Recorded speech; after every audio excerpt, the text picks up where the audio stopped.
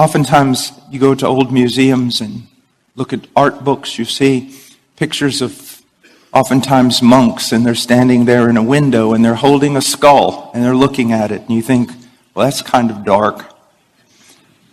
It is. But you need to understand what really is going on there. It's the contemplation of mortality. He's not just looking at a skull.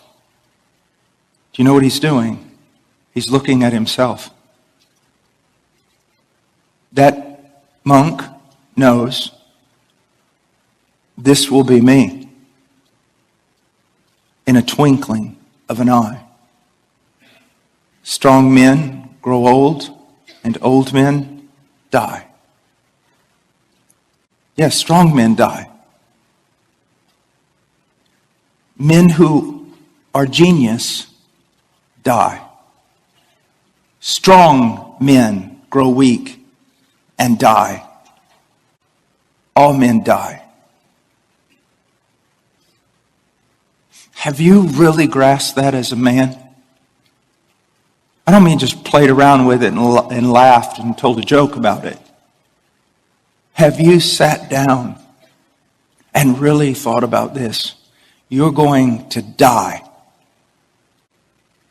And everything you lived for outside of the will of Christ is going to burn. Everything. You say, well, but I'm not a missionary and I'm not a preacher. If you're in this church, you know better than to use that language. You can be a policeman and be a policeman every moment of your life for the glory of God, and He takes it as service. You can be a doctor. You can be a ditch digger. You can work construction. So don't play that game. It doesn't matter who we are. Missionary in the Congo or construction worker out on the highway. If we know Christ and Christ knows us, there's no longer the division of secular and sacred in our life. Everything is sacred if it's offered to Him. And He takes it as service to Him. One of the most life-changing things that I experienced before I was converted. As a matter of fact, it's one of the things that led to my conversion. My father, I was many times afraid of him. He was big. He was strong. He was good. I wanted to be like him in so many ways. We're running with a roll of wire, putting up a fence for the horses. Put a pole between the wire, one man on one side, one on the other, and you roll it out. And all of a sudden, when we were talking about upcoming basketball season and all kinds of things. And all of a sudden, I looked down and then I heard him scream. I felt the wire drop. I grabbed him. We fell to the ground. He was dead. I realized at that moment it didn't matter if I was like my father, who I never thought I would be like. It doesn't matter. He's dead. Be strong like him and die. Courageous like him and die. Successful and die. Intelligent and die. You fall in love. You lose her in the end. You need to contemplate. You need to get away from media and contemplate your own death. And contemplate everything you have invested in. Where are your investments? When I was at the University of Texas, I had to study a lot of different things for my major in economics, finance, just all sorts of things, engineering, everything. And I remember after I became a Christian and some of my friends said, "What are you doing?" And I said, "I'm not doing anything that I wasn't taught in class." And they all knew it was very anti-Christian university. And they said, "What do you mean?" I said, "Well, remember investments. I've not stopped investing. I've just traded up. I'm not going to invest in this place anymore because I seriously believe it's going to burn and everything that's going to burn with it. And the one who signs on the dotted line, the co-signer with you in this world, he hates you. He's going to take you for everything you have. I'm just changing where I'm investing. Where are you investing? Where? Are you investing in your own godliness? How much time a day are you investing in your own godliness? Because your wife's greatest need is a new husband. A better you. How much time are you investing in your wife? How much time are you investing in the godliness of your children and in intercession for them? How much are you investing in your local church?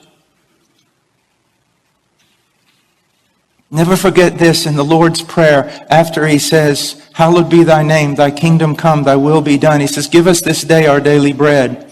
People make all kinds of nonsense about that text. Well, it's not talking about give us bread for 90 years. It's give us daily bread. All these different things, and they miss the entire point. You know what the point of it is? Do you know what's really going on there? You're praying in this way. Here you see the heart of Christ. You're saying, God, my only reason for existence, the reason for my breath, is that your name be hallowed, that it be placed in a category totally distinct from all other categories and honored above all categories. I want to live for that, for your name being hallowed, for your kingdom to come, for your will to be done. Now, give me this day my daily bread. Lord, I don't want riches. I don't want luxury. I don't need anything. Just give me enough food and shelter and clothing so that I can devote my life to fulfilling those three things I prayed about. Just give me the sustenance I need to keep serving you. That's what a man does. In the creation commission, Adam's told to go out and bring God's kingdom, bring God's rule, subdue everything in the world to the will of God for the glory of God. I believe in one sense, the call of the Great Commission and every command to the family and all the commands given to us with regard to every aspect of our life is almost a recommissioning of that in some sense. We are to go out. We are to subdue ourselves. We are to subdue our families. We are to subdue the world to the reign of Christ. That's the only reason we need food. It's to do that. You see. Because the world is passing away. And I'm well aware that there are so many people that I love so dearly, that are passing away with it. They're passing away. Depart from me. I never knew you. You see, this is not your home. This is a place that you've been thrown down into to do battle. That's why you live. That's why you live. Now, I want to go on to something else. I want us to look for just a moment at this world. And the first thing I want to do is I want to go to a strange passage over in Isaiah chapter 3.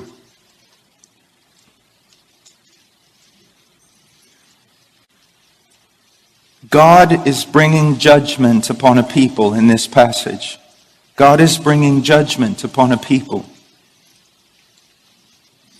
And he says in verse 1, Isaiah chapter 3, verse 1, for behold, the Lord God of hosts is going to remove from Jerusalem and Judah both supply and support, the whole supply of bread and the whole supply of water. So he's going to remove this. But what else is he going to remove? The mighty man and the warrior, the judge and the prophet, the diviner and the elder, the captain of 50, and the honorable man, the counselor and the expert artisan and the skillful enchanter.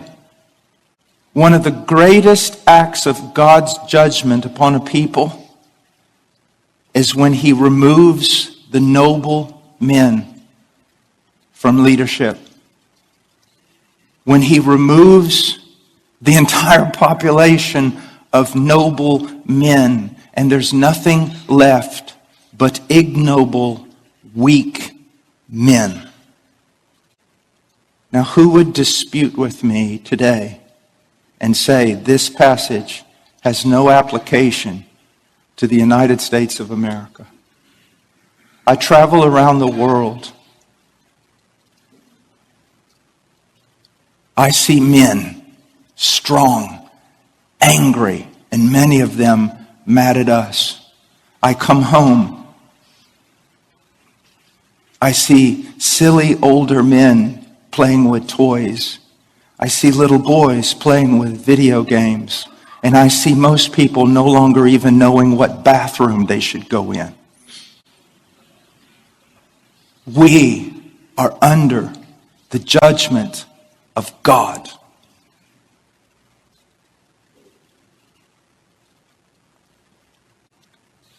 Look at verse 4. And I will make mere lads their princes, and capricious children will rule over them, and the people will be oppressed. Once again,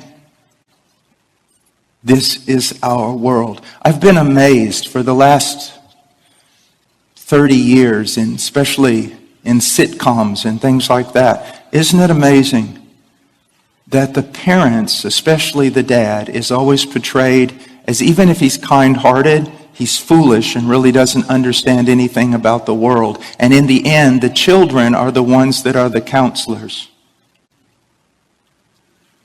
But you know what? Most Christian men saw things like that and couldn't even discern there was a problem. Why? Not in the Word. Not in the Word. Not with men of the Word. And I think both those things are almost equally important. Brothers, the only thing that's going to keep you from this is the Word, the Word, the Word.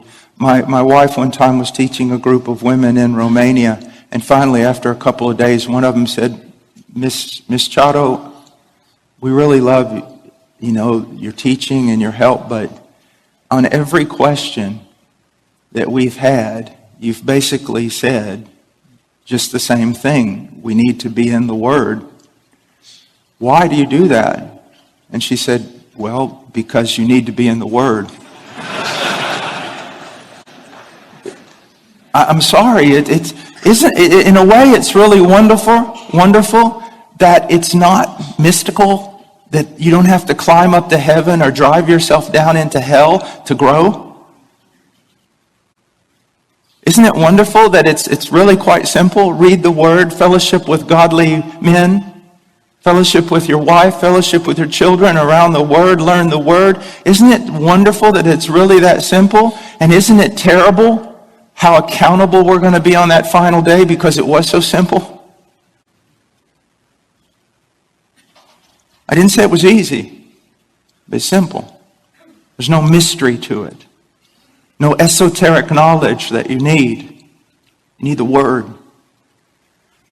Now,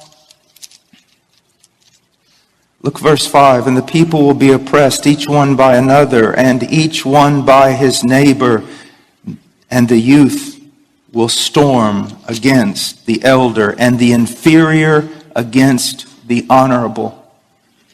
Is that not our society today? Is that not exactly where we live? Now, look at verse 12. O my people, their oppressors are children, and women rule over them. Now, most people when they read this, they think, yeah, wicked women ruling over men. But there's two possibilities here. One has to do with someone like Jezebel, who was a wicked woman who sought to usurp authority and everything else. Then there's also Deborah. Deborah's kind of difficult to explain, isn't she? Here she's raised up this leader. Trying to put everything together in the Scriptures, it's my opinion that that Deborah was raised up as a rebuke to men. And at no fault of her own. Do you know how many young girls, now young men, you listen to me. I travel all over, even here, even in my own church. How many young girls between the ages of 25 and 35, godly, smart, intelligent, strong, capable, and they say, are we going to be single all our life? Our only option is to be single all our life, or to entrust our lives to boys our age who, when they get a little bit of extra money, buy cool tennis shoes or another video game. What are we supposed to do? Brothers, the Chinese say there are no bad students, just bad teachers. What kind of legacy did you leave? Some of you were laughing. What kind of legacy have you left? What have you done? I am not going to stand here and curse the darkness and make fun of a younger generation. I'm not going to do it. Because when you look in Israel, a generation was raised up who did not know the Lord. And whose fault was that? The previous generation. Yeah, you guys might not be playing video games, but a lot of you have wasted so much of your time doing the stupidest, silliest things of which men are beyond that. No, brothers, I'm telling you, it was a great thing for me to learn that my life, that I should go to the casket poured out. That life is supposed to be difficult. That self-sacrifice hurts. That it's not about me. You say, oh, it's about Christ. Be careful of a theology of glory. It is about Christ. But if it goes no further than that, the words you've said are nothing more than a meme. It's all about my wife. It's all about my children. Then it's all about my church. And then it's all about the elect people of God who have yet to hear the gospel of their salvation. That's what it's all about. That's what it's really all about. I know professional men in this church, and I know professional men in other places around the world that are extremely professional, extremely busy, and they witness to more people in 1 week than I do in 6 months. Through their professions, through their things, they have Bible studies, they encourage, maybe they don't do that, maybe they don't have the gift of teaching, but you go to their home and you see their children and their wives. They're not about gaining something in this world. They're just using the gifts that they have in order to serve in those concentric circles of concern. Now, what do I mean by that? This is the way I've ordered my life. It was based on a book on evangelism that was written about 40 years ago by a very godly man, Concentric Circles of Concern. But I took it and changed it up a little bit. In the middle of that circle is me. You say, well, that doesn't sound very Christian. Well, it is. And what am I saying when I say the middle of that circle is me? The greatest thing I can do for everyone else on this planet is to be a better Paul Washer. And what does that mean? To seek to be more conformed to the image of Christ. If I do not start with me in the Word and renewing my mind, nothing else works. Nothing else works. So first of all, as men, what do we do to combat this? What do we do? First of all, our great goal should be to be conformed to the image of Christ in character. Isn't it amazing that the qualifications for an elder are almost exclusively character? And you say, well, I'm not an elder. I don't have to worry about that. What you have to understand is in that list in Titus 1 and 1 Timothy 3, what he's basically saying is this: an elder needs to be a mature Christian, and this is what a mature Christian looks like. A husband needs to be a mature Christian, and this is what a mature Christian looks like. Character, to grow in conformity to Christ, which starts by cultivating the mind of Christ in the Word of God, and then growing. If you don't know anything about the principles of marriage, but you're a man who walks full of the Holy Spirit and bearing the fruit of the Spirit, you're going to be okay in your marriage. Now, you need both things.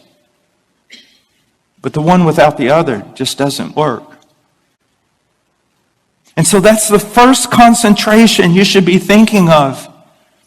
I need to be a clean tool, a useful tool, an accurate tool. And then from there, what is our greatest concern? Your wife. Your wife. Her godliness, her sanctification, her prosperity as a person, her flowering, your wife. What about me? Okay, you die. That's your job. You say, well, I don't like that. Then don't walk around pounding your chest like a gorilla and saying you're a man. Because a man is someone who dies to self for his bride. Because Jesus was not a man, he was the man. And we follow him. And then you give your life to your children. Well, I thought children were first. Now there's your problem. Greatest thing you can do for your children, men, is to love their mom. And do you know why so many women hate their daughter-in-laws? Because it's your fault. Yeah, sin has many consequences. So as a husband, you neglect your wife. You neglect affection, intimacy, growing as friends. You neglect all these things. And so your wife, she needs that. She needs that. She's a faithful woman. She's not going to commit adultery. But now you forced her to find it somewhere else, and she finds it in her children.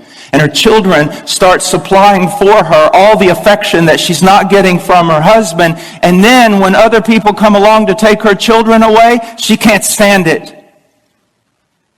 And that's your fault. That's my fault. You see,